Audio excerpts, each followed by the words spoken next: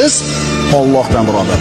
Hunarimizdan emas, otamizdan emas, ishxonamizdan emas, shepdan emas. Kimdan? Allohdan.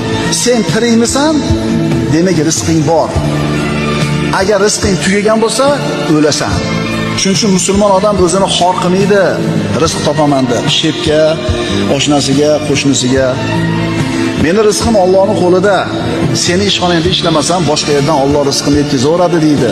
Agar iymoni komil bo'lsa, rizqini Allohdan yeygan.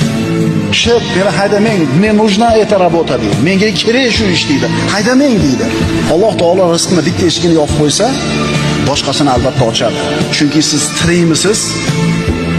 Robbis subhanahu va taolo sizni rizqingizni o'zini zimmasiga olgan. Xotirjam bo'ling, qo'rqmang, cho'chimang.